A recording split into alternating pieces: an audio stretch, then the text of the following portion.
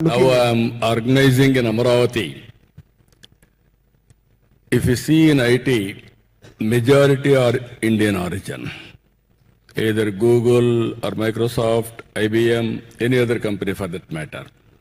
Now we are starting in Amaravati Global Leadership Center with CAI, Confederation of Industry, and also Government of Andhra Pradesh. We are working together. Already we have given land. Davos is the economic forum. Amaravati will be leadership forum. Wonderful. That is where we are promoting. That is the best place for you also to come and have your office. I'm coming, sir. We are coming. No, I have a question which is, because this is the geopolitical conference. For the last 2 days, everyone here has been saying that people cannot agree. There's disagreements, polarization, weaponization. Everyone unhappy outside India, sir. But they say India very optimistic.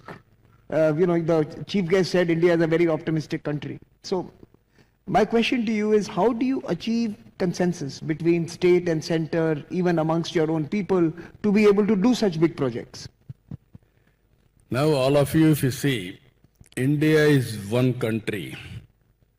We are having a very, very rich, I can say, legacy. Tolerance, discussion, through dialogue. Our government, both state governments and also central government, are working very well. It is a cooperative federalism. That is where our growth rate is very impressive growth rate.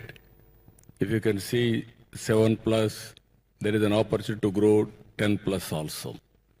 Our Honorable Prime Minister, all of you have seen, is a leader by building consensus on any issue. That is where he is working now. Any leader, generally what we have to do, I have seen in politics for the last 4.5 decades.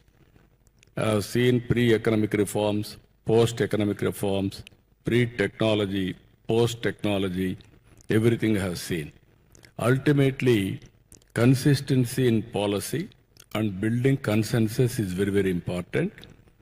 That has to help short-term, medium-term, long-term, sustainability and global peace and happiness. That is very, very important. Not only satisfying our stakeholders and global community should be happy. Or otherwise, somewhere something will happen, we are also worried about it. Chief Minister, we also see increasingly that the state governments and the states are actually the geographies that are of interest to outsiders. People say India, but within India they also choose the states. There is a competitive federalism, there is cooperative federalism, but there is also the role of the states in actually being the ambassadors of India in many ways. Andhra Pradesh is the geography which will attract companies, which will also deal with provinces of different countries. How are Indian states, and especially how is Andhra Pradesh looking at this new global India, where all of you are also going to be in many ways the diplomats of India? So Indians are the best diplomats, I can say. If you see anywhere in the world, we won't create any problem for that local community. We will adjust with them.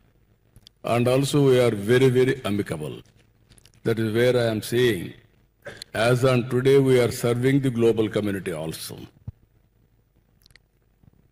20 years back or 15 years back, from my state, nobody, only limited to America and some other countries.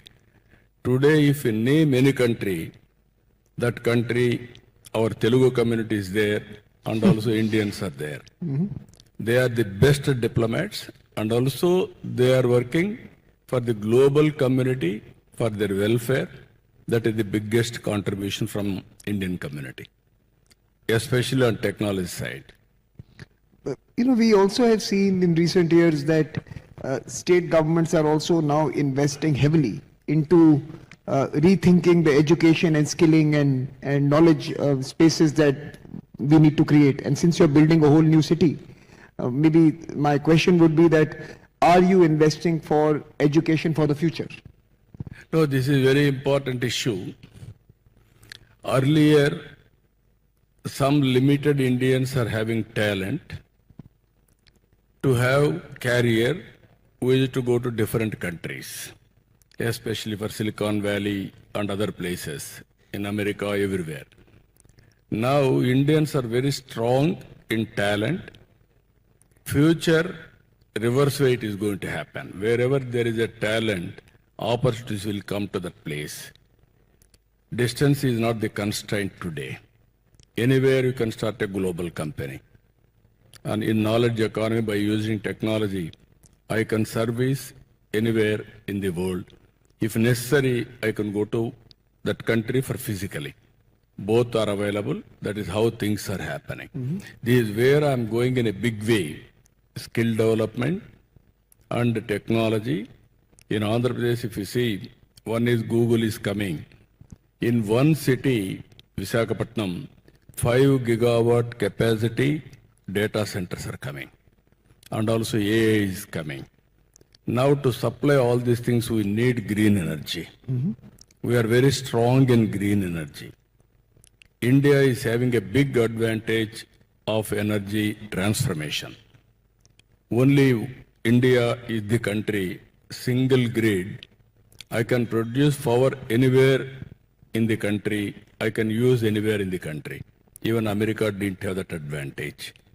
In future, our government, central government is thinking, one is green energy corridor, that is transmission lines.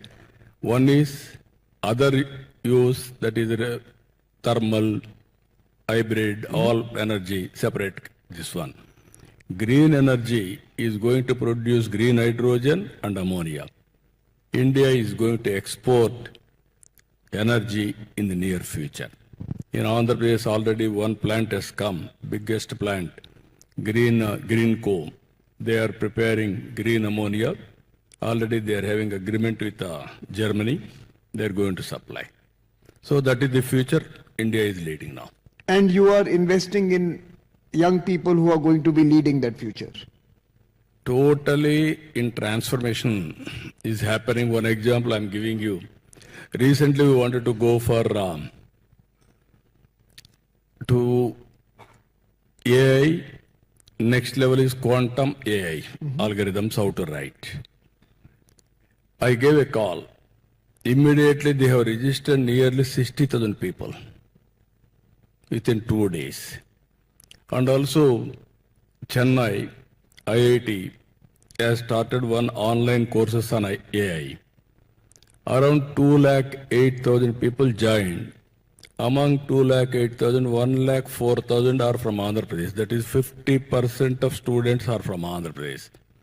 Even if you see now today, anywhere in the world, overseas students are from Andhra. That is where I am building, I am investing in a big way for knowledge economy, especially knowledge and technology. Both has to go together now. There's a very interesting bill you have introduced in the legislative assembly on population management, and you are now incentivizing the third child in families. What is the thinking behind this? No, we are. This is very interesting subject for all of us.